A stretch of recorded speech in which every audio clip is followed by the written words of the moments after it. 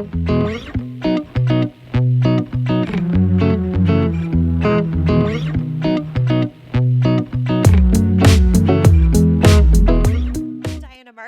the Executive Director here at Hourglass.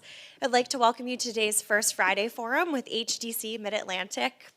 Today we're joined by Dana Hanchin, President and CEO, and Tammy Fitzpatrick, the Director of Real Estate Operations at HDC. They will be discussing HDC's affordable housing work here in Lancaster, including the new project on College Avenue. After their talk, we'll have time for questions from the audience. And if you're joining us via the live stream, you can just drop those questions in the chat and we'll be monitoring them. So thank you all for being here today. I know affordable housing is really a very critical and timely conversation for our community. And thank you to Dana and Tammy for taking time to share your expertise. I'd also like to thank our First Friday Forum sponsor, Rogers & Associates, and Millersville University and the Ware Center for hosting us today. So without any further ado, I'm going to turn it over, and thank you again for being here. Yes. Thanks, Diana. I'm just going to get a little tutorial on the slideshow. Nope. Okay, here we go. Thanks. So, really excited to be here today and appreciate all of you coming in person and in the virtual world. As Diana shared, I'm Dana Hanchin, President and CEO of HDC MidAtlantic. I'm going to tell you a little bit about what's in store for today, tell you a little bit about me, and Tammy will take some time to tell you about herself.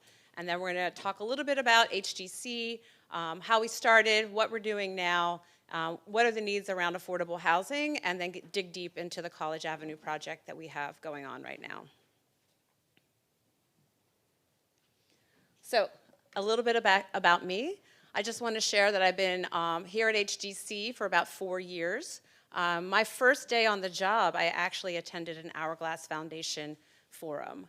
About 3 hours on the job, Susan Eckert and other members of the Hourglass Foundation who was on HDC's board, as well as Dave Hostler and Steve Geisenberger, invited me here because the newly elected mayor, Mayor Sirachi, was coming to give a talk.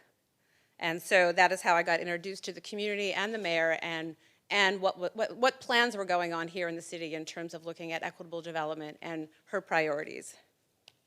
So sharing a little bit about me, I started out as a housing organizer in Philadelphia. So I come from Philadelphia, 25 years of building and leading affordable housing initiatives. But I started out organizing residents, businesses, community organizations. I worked for the city of Philadelphia in being able to meet with residents on the ground to understand what their needs are and to build plans around them. So my focus of this work around affordable housing has always been around community engagement and understanding. Meeting with residents and people who are impacted by the work are the first conversations that you have. And this has been my focus with a lens around understanding that social and economic justice is the framework of which I approach affordable housing, and in recognizing that affordable housing is a cornerstone for stability and economic mobility. If you don't have housing, there's not much else you can work on as an individual.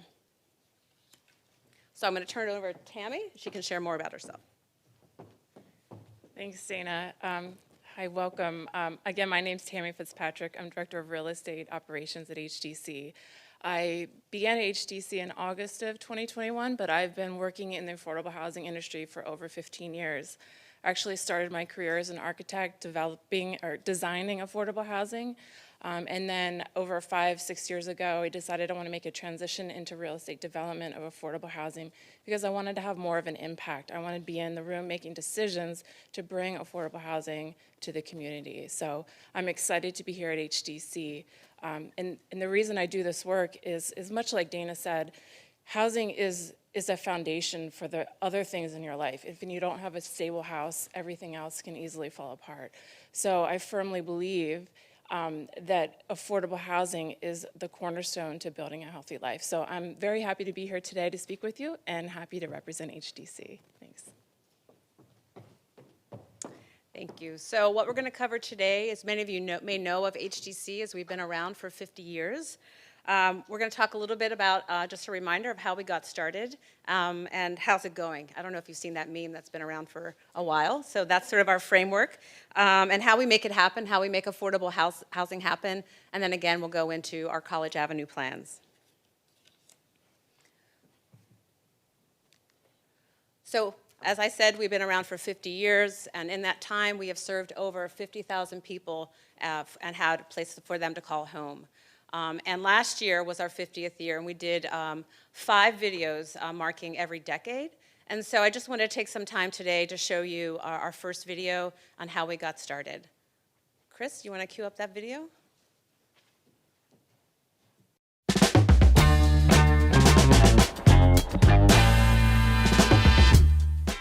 We believe that housing is a human right and that everyone deserves a place to call home. Home. That is really the bedrock of the rest of your life, is this community that is formed around your home.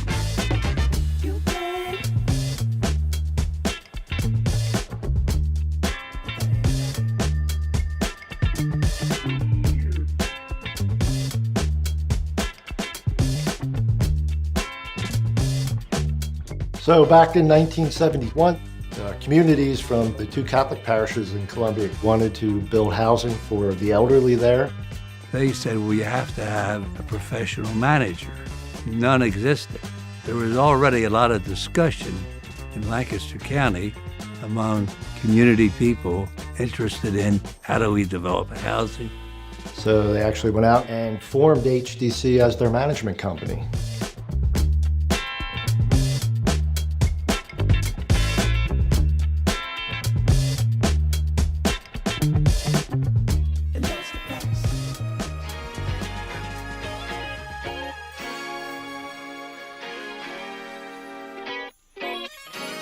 Well, I'm Ollie Buckland. What else do you want to know? Okay. I have been living here since September of '99. Oh, I've been living here for 15 years. For 16 years. Good old Claudia. She'll do anything for you. Oh, Claudia, she's great. I call her a peach without a stove. She's a good neighbor. Miss Molly. Yeah, she lives across the way, and we just kind of struck up a friendship. Yvonne moved in about the same time I did. We are very close. Hi, Claudia. Hi, Miss Molly. Happy to see you. Not only are we building housing, but we're building community. Communities, if they're strong, is an outreach of your family. So there's people that you can go to and depend on, that whether you need a ride to the grocery store, the doctor, or just somebody to check on you. We stick together and everybody knows everybody else. It is like our own little town.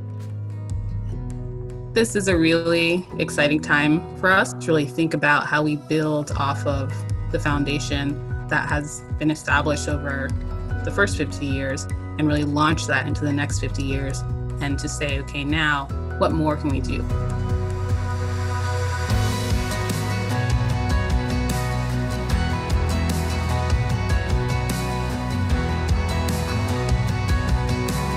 Nicholas and Ona is very proud to be a sponsor of the 50th anniversary of HDC. The relationship with HDC now for me for 24 years has really helped me fulfill that passion of providing affordable housing and changing communities.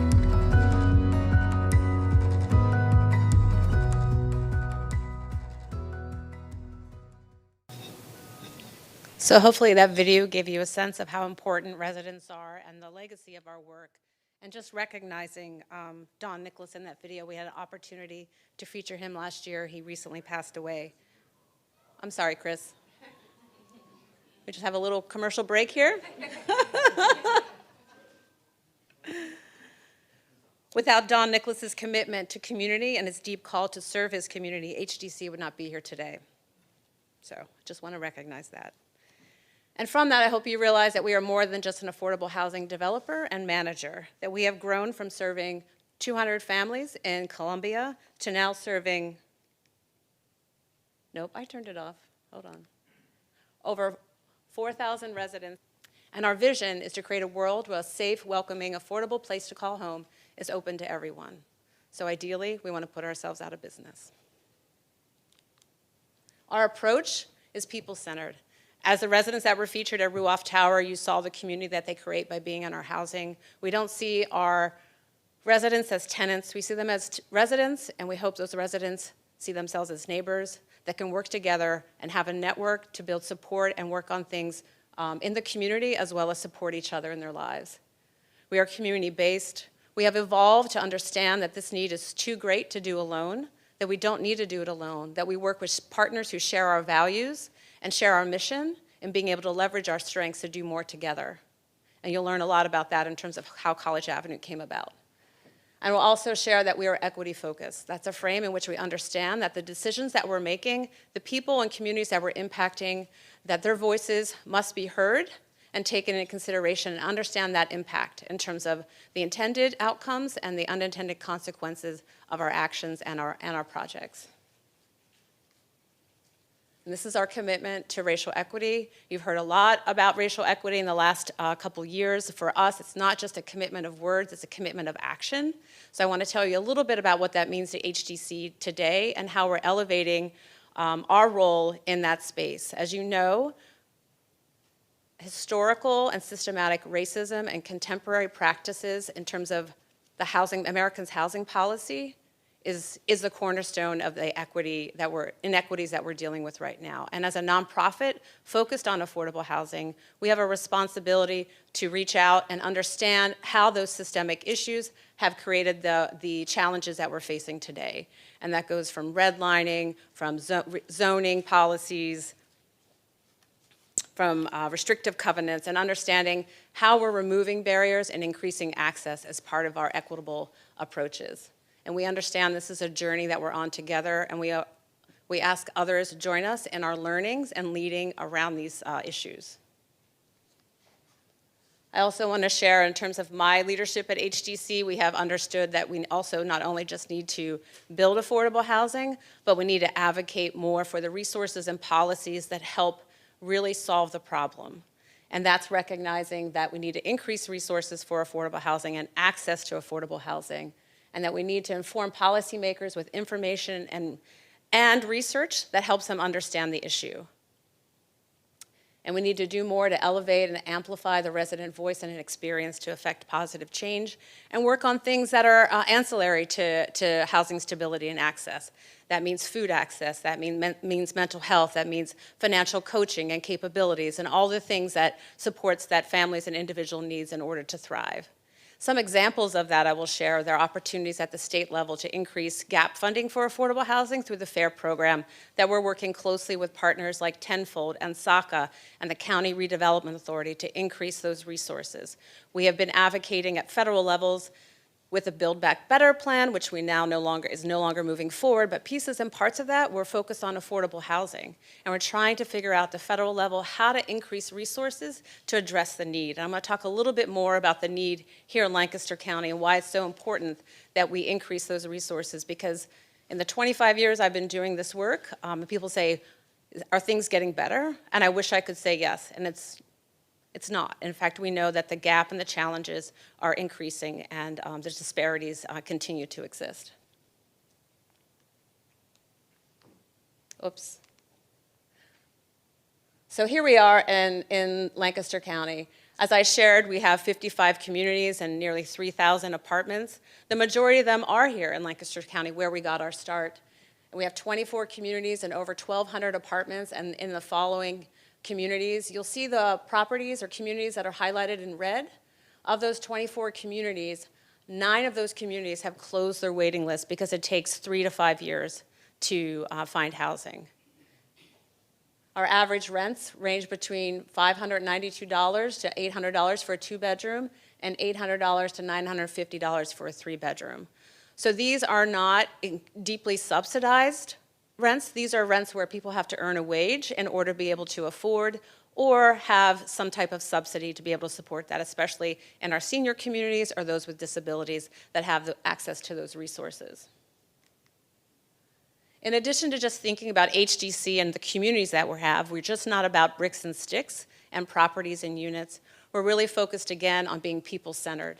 And we have done a lot of work over the last few years in terms of the on-site resident services that we provide to make sure that they are trauma-informed. We have a great partnership with Lancaster General Health to ensure that our staff, not only resident services, community managers, and maintenance technicians, are focused in on the principles of care around compassion, trustworthiness, choice, collaboration, and empowerment, and recognizing that everyone has a story. We don't need to know their story or how they came to HDC and what their challenges are, but we can think about various pathways to connect and communicate with them to ensure that they're getting the support that they need so they feel safe and supported in the housing that they've worked so hard to find.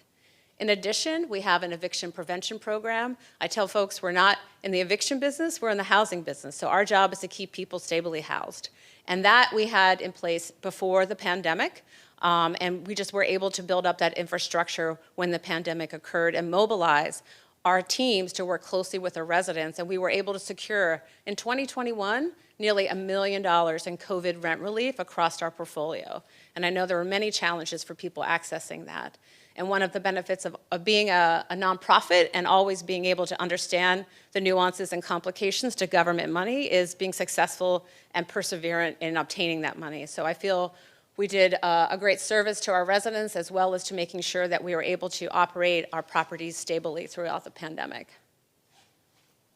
I want to talk a little bit more about resident leadership. As you saw from our video, supporting resident leaders in our communities is really important, as we know that they take ownership and pride in where they live, but they also have an opportunity to then determine what else they may want to work on in terms of projects or engage in the broader civil infrastructure in the community.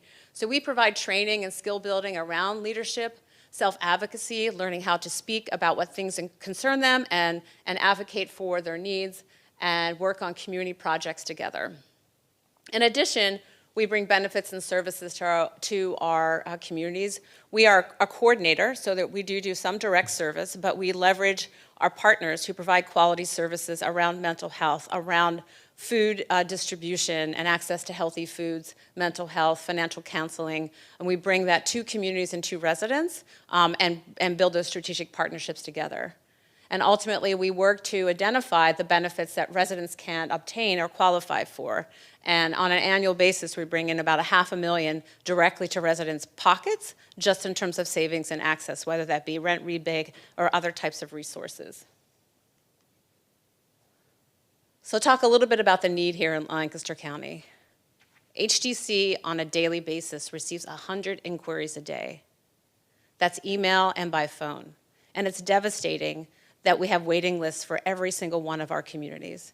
And when they call us on the phone, they need housing now, not in 2 years, not in 5 years. We have over 4,000 households on our waiting list combined, over 1,800 households in Lancaster County.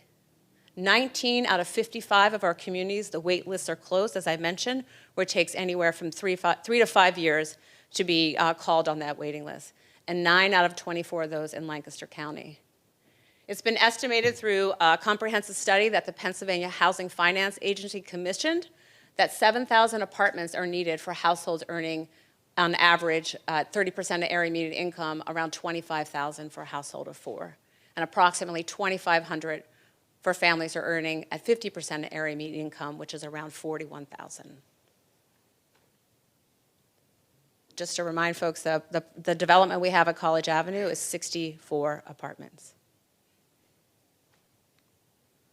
Who needs affordable housing? This is where we feel like we want to share information about who lives in affordable housing, and those are wage earners. Examples: retail, food service, warehouse workers, hospitality, nursing, childcare. These are the folks that kept us safe during the pandemic, our essential workers, our frontline workers. The average income of our households average about $30,000.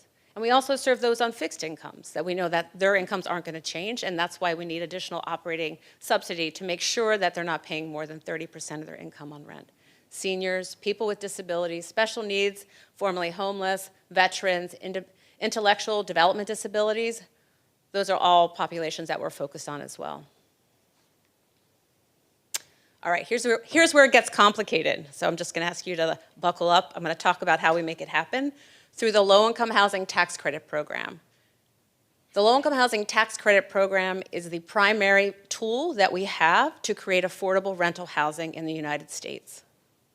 It is a program that basically is an indirect federal subsidy that incentivizes the private market to participate.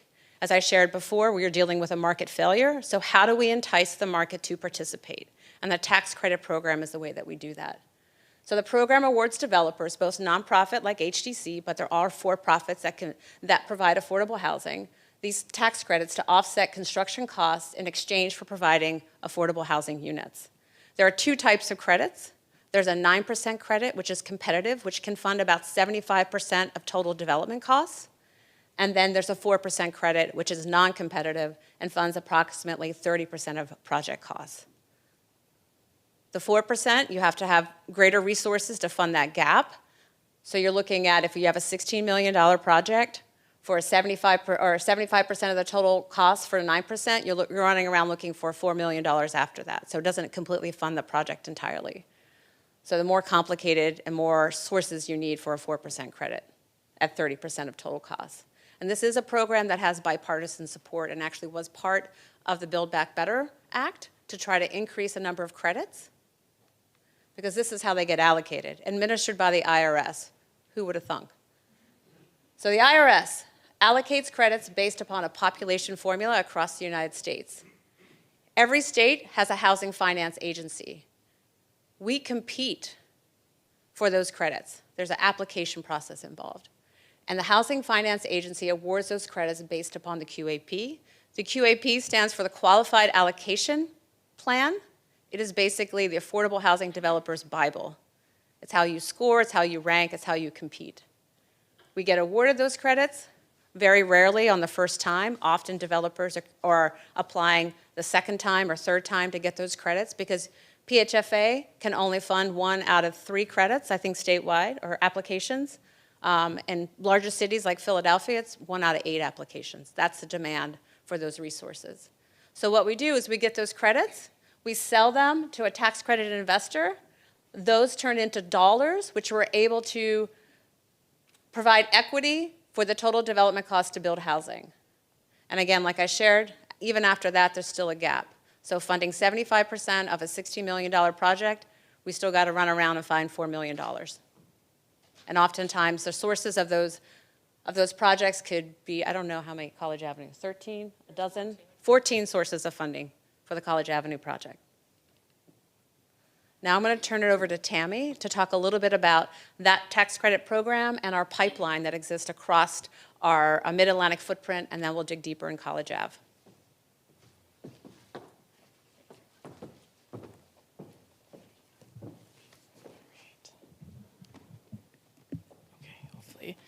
Thank you, Dana. So this is our pipeline. 51 units. We completed new construction last year, and that's in Lebanon County. We renovated 208 apartments. Those are the units, the apartment properties there. And what we have upcoming, we have 207 apartments under construction or renovation throughout our geographic region. And we have 234 apartments in closing. Eastlake and Smyrna, those are properties that we own that we're doing a renovation on, so we're not creating new units there, but we are creating new units in Allentown, the 1528 West project, which is 49 units, in College Ave, which is 64 units. So you remember Dana saying the need specifically in Lancaster County of almost 10,000 units. College Ave is providing a drop in the bucket, 64 units here in the city. So it's nearly impossible for us to keep up with the demand of our community. And then other things we have in our pipeline, 488 apartments in pre-development. So these are at different stages. Either we have site control of all of these properties, and we're looking to secure financing to make all of these projects come to fruition. And as Dana mentioned, that takes a really long time to identify resources available, because there just aren't enough resources available for the need. So College Ave. So HDC is involved in 4 phases at the College Ave West End development. Phase 1, so this started from UPMC selling its property, and the city came in and evaluated what was needed there. And the community responded, and they said affordable housing. So UPMC donated the 213 College Ave property to us in order to build affordable housing. And the 210 Delp wing there in the yellow, and then the Wheatland Avenue site. So we've got 3 properties there that we are committed to building affordable housing. College Avenue received tax credits last year, so we're in the land development process. I'm sure you're aware. Again, that's 64 units there. The phase 2 is going to be a renovation of the Delp Wing across the street, and that's a partnership with Milagro House. And we're looking to build about 30 affordable apartments there and also provide a carve-out space for Milagro to provide residential suites for their clients. Phase 3 is 838 Marietta Avenue. That's in the dark green. That's the parking lot that UPMC used to own, or used to use. And the city allocated some of their ARPA funding to help us secure that site so that we can build affordable housing in the future. And phase 4 is a small site on Wheelan Avenue, and we're still working on that concept of what would go there.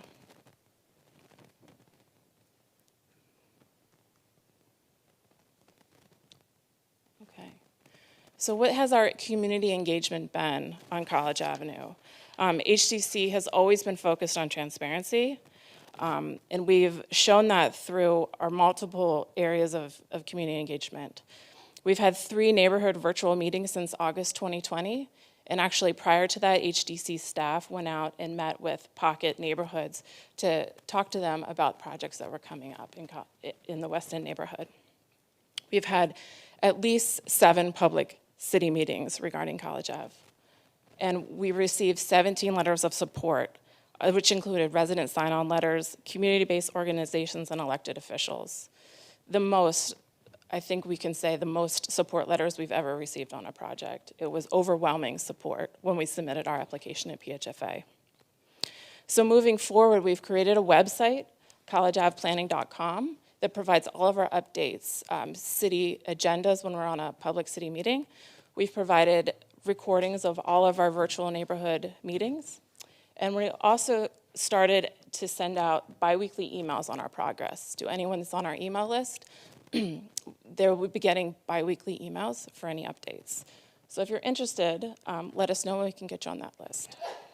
So take note of that website if you'd like to be up to date on our progress. So 213 College Ave, our first phase. Here's the project location there. So this is the site. It actually encompasses 3 parcels here, 213 College Avenue and back to Elm Street. This is an underutilized urban site. As you can see, there's a 1-story building that was used for medical purposes that has been vacant since UPMC left. This was an opportunity to integrate affordable housing within the neighborhood and expand equitable housing options in West End neighborhood.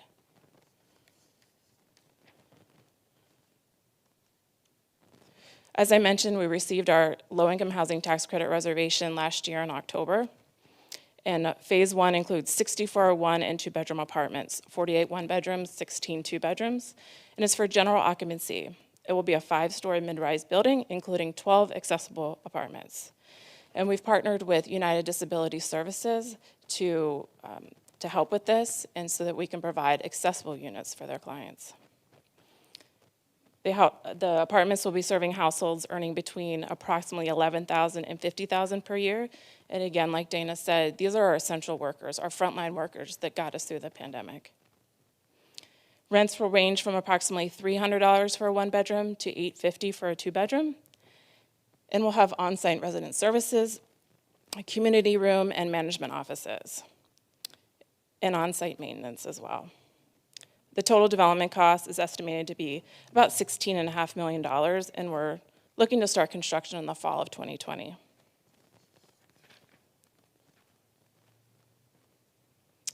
So, all of our sources. Dana mentioned we had 14 sources in this to make this project work. As you can see, the LIHTC equity only accounts for 73% of the costs. So now we have to find the rest of that money somewhere. So we've been successful in receiving about 14% of that through private foundations, and those include Steinman Foundation, United Disability Services, High Foundation, Santander Foundation, M&T Charitable Foundation. And we received an allocation of home funding, which is another public funding from the city of Lancaster that's allocated to support affordable housing. We had the donated land from UPMC, and we've deferred some of HDC's developer fee to be back into the project. And we've also received bank contributions from Fulton Bank, PNC Bank, People Bank, and Centric Bank. So as you can see, it takes a lot of resources to make this project happen. And it's not just the LIHTC equity, that's a big piece, and you can see you can't do this without that. And when we talk about the economics of this project, we're talking about we're not talking about in terms of profit, like many market rate developers might talk about. We're talking about the amount of units, 64 units, that are needed because the rents are set low, and we need 64 units to have enough income to operate and maintain the building for the next 40 years. That's our commitment. The development budgets are tight. Obviously, that's why we need the 14 sources.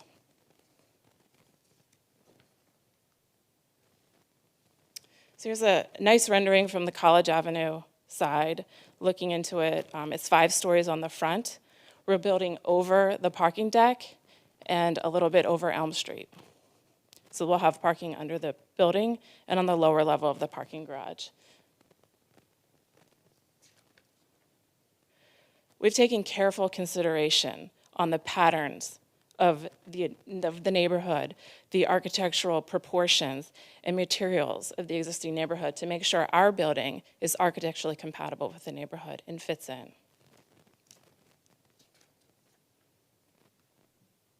Here's our site plan.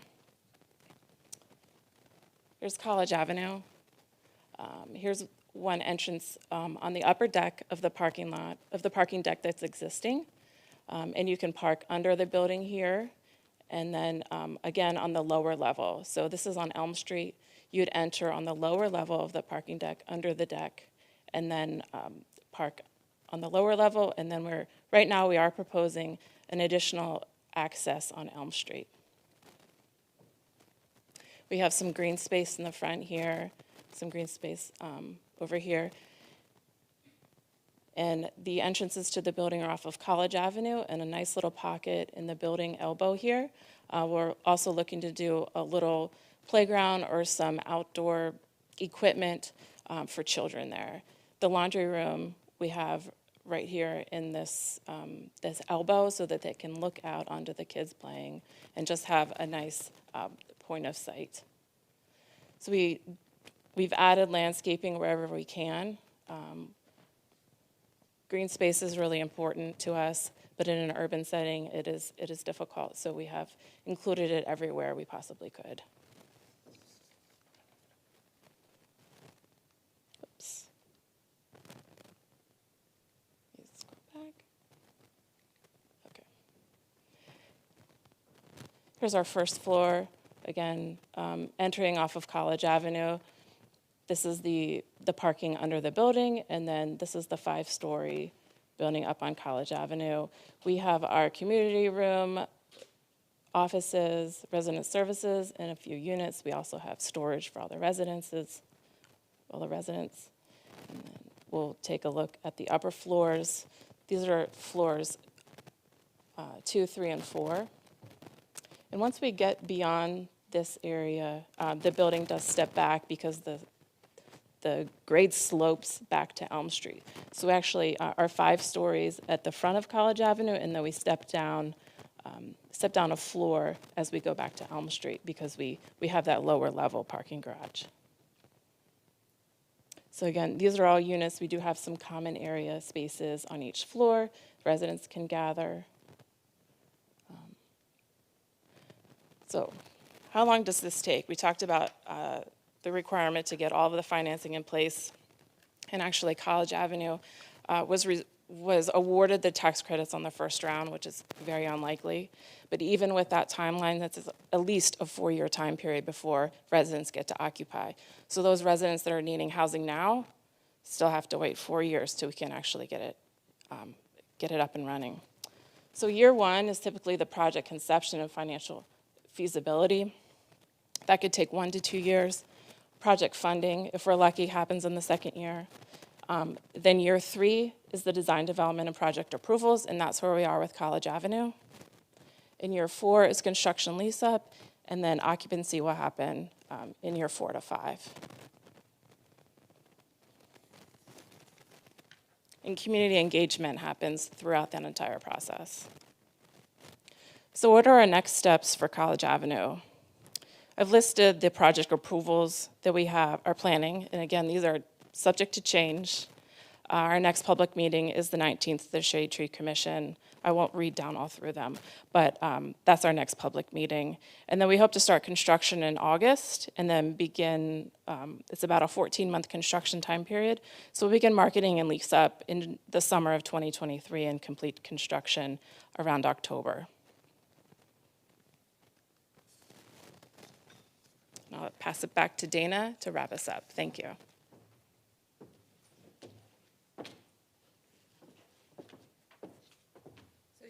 About sort of what we talked about in terms of the need of affordable housing and what your role is in that, I just wanted to sort of throw some things out for reflection and consideration about where you may fit in as an individual or an organization.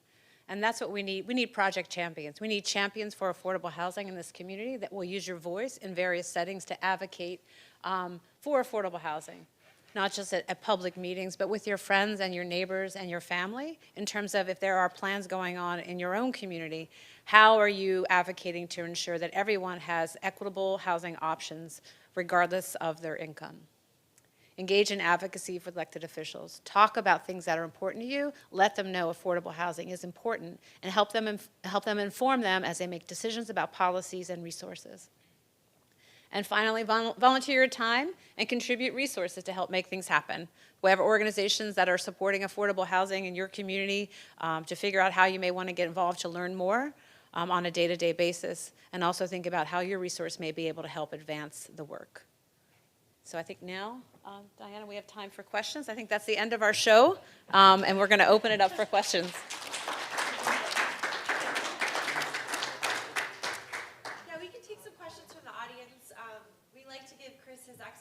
So he'll run around with a microphone. If you don't mind just stating your name and ask your question, the microphone just helps all the people on the live stream to also hear and participate in the discussion. Yeah, we'll start. Hi, my name's Mike Jennings, and I had a question. When you're doing a new project like this, what kind of environmental or energy standards are you trying to incorporate in the project?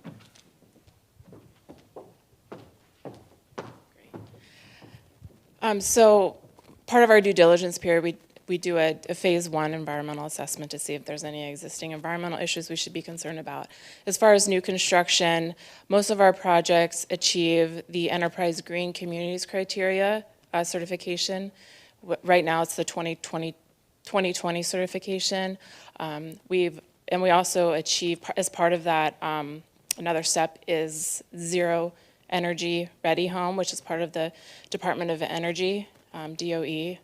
So those are the two things that we really focus on for new projects. Thank you very much for coming.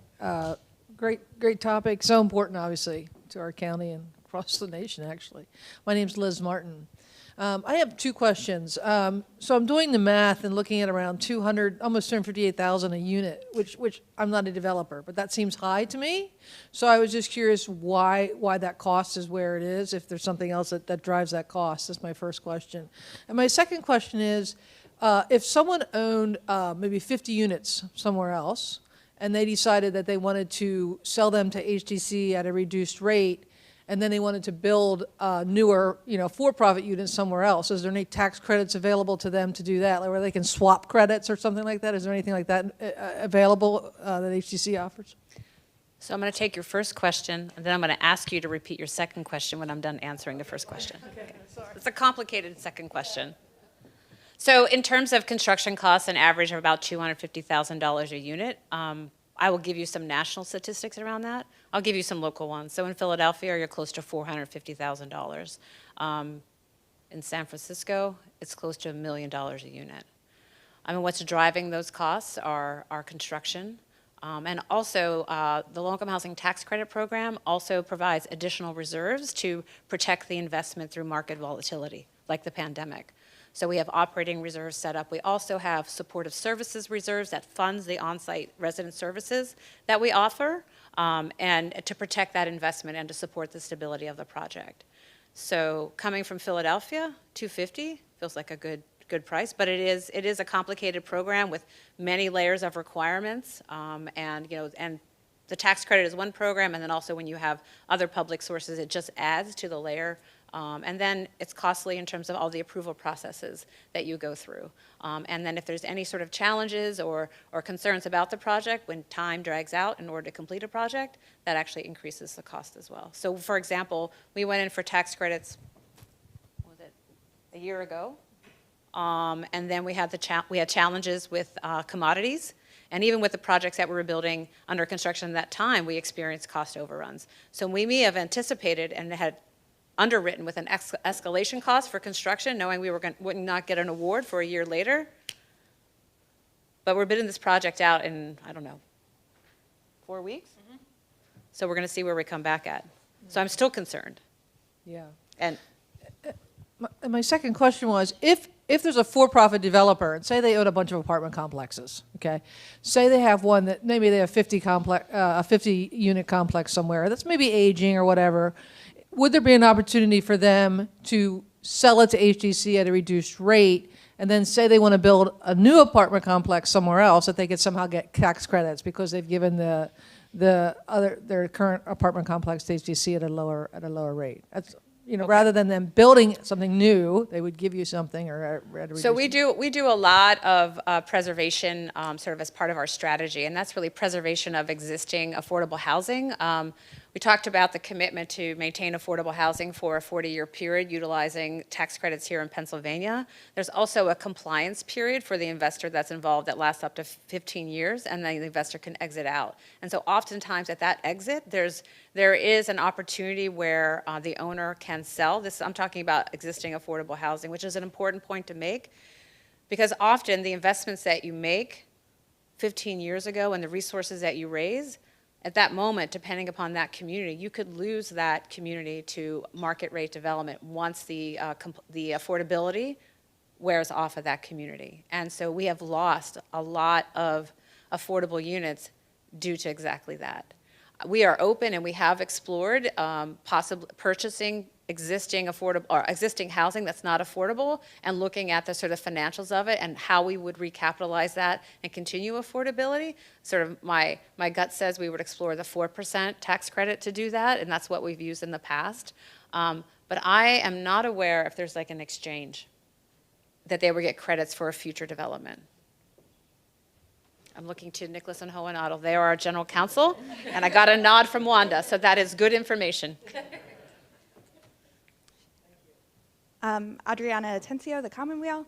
I have a question about on-site resident services in regards to bicycle infrastructure. And I'm just wondering if there's been any movement to add any sort of like indoor bicycle parking, like bicycle repair stations, lockers, et cetera, to benefit low-income residents who might use bicycles as their main form of transportation. Yes, actually in College Ave, we do have covered bicycle parking spaces, and we're looking to, if we can include a space where there might be an air pump or places to store your helmets and any other repair tools that you might need. So it is a part of our development process. Yeah. Awesome, thank you. We could install a pump. Yeah. Good. I think you set me up for that, Adriana, as a cyclist. Yeah. Live stream questions? Yeah, I'm going to tune in with one from the live stream. We have a question from the live stream from Nick Selch, and he is asking about what's the difference between affordable housing and low-income housing? Nomenclature. Some people call it attainable housing, sustainable housing. When you say low income, it sort of gets people all on edge. What does that mean? It just means people with lower incomes. And you have to ask yourself, why are you asking the question about that naming of housing that makes you concerned? As we talked about people with lower incomes. I mean, and our average household income is $30,000 a year. That comes out to basically $15 an hour, which is twice the amount of the minimum wage here in the state of Pennsylvania. Thank you. Questions from the audience? Take the short route.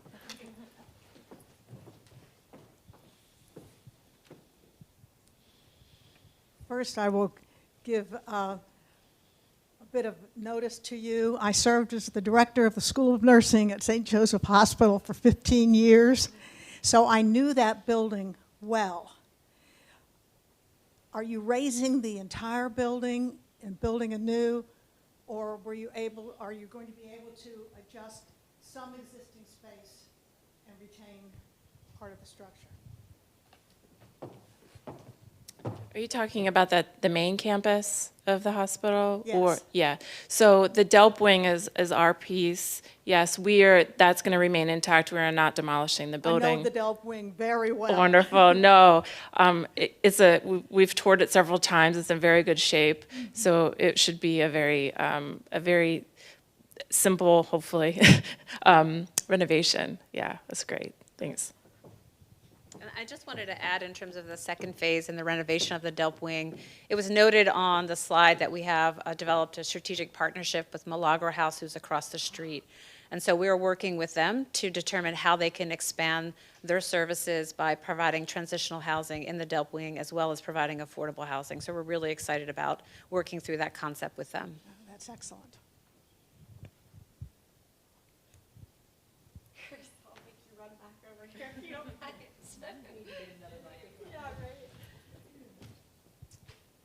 I'm just curious, I think one of the really amazing things about HDC is you work in so many communities outside of Lancaster, and I'm curious if you've seen anything in any other communities that have been really innovative around affordable housing, whether it's public-private partnerships or government support or just out-of-the-box thinking that we should be thinking about here in Lancaster.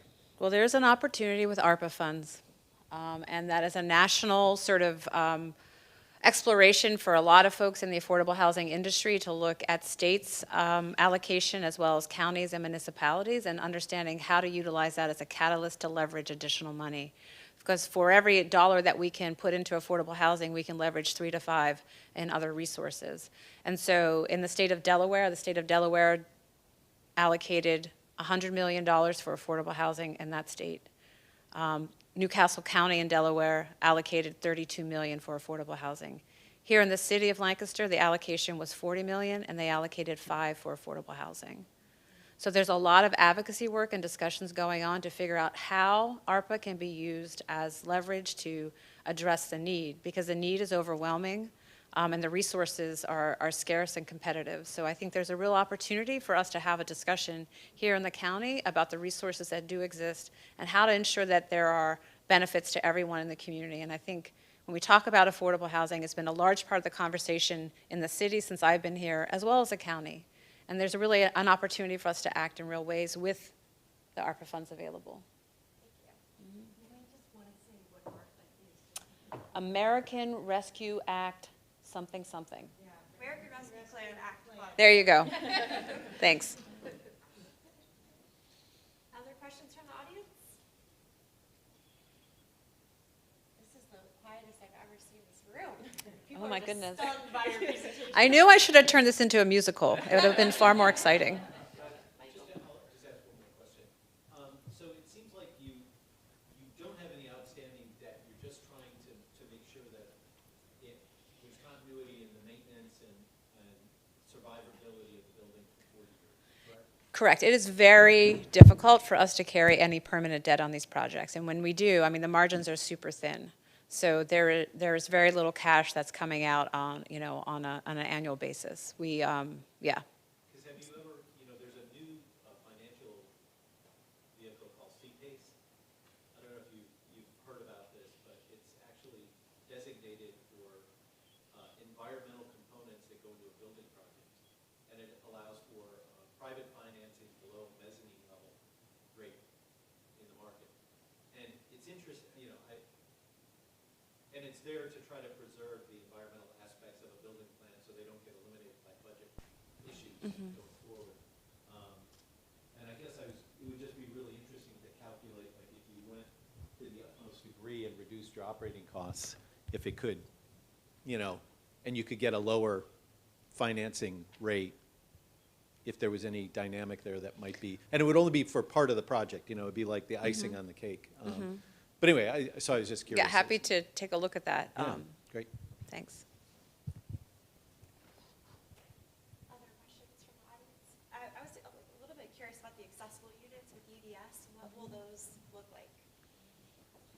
Well, I'll defer to Tammy to talk about sort of the features and amenities of those accessible units, but I just want to speak to the UDS partnership, United Disability Services partnership that we have, that made a significant investment to ensure that those 12 apartments are affordable at 30% of their income. So they provided significant contribution for operating subsidy, as well as support for the construction costs that would make sure that they are accessible for the individuals that are residing there. And as we're talking about partnership, I don't want to forget about the Steinman Foundation, who made a significant contribution to this project.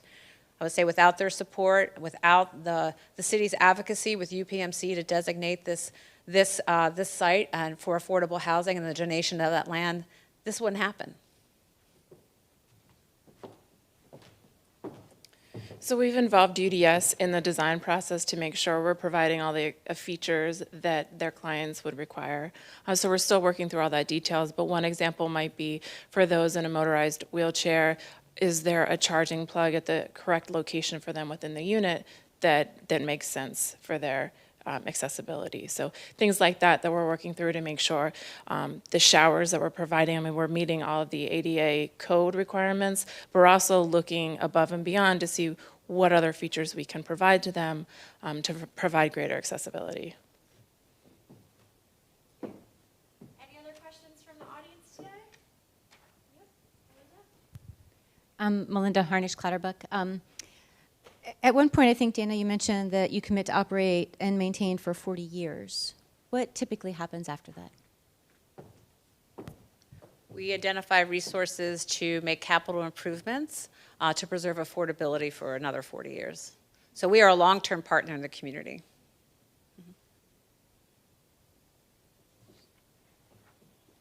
Great. Well, if everyone has exhausted their questions, I'll just step up.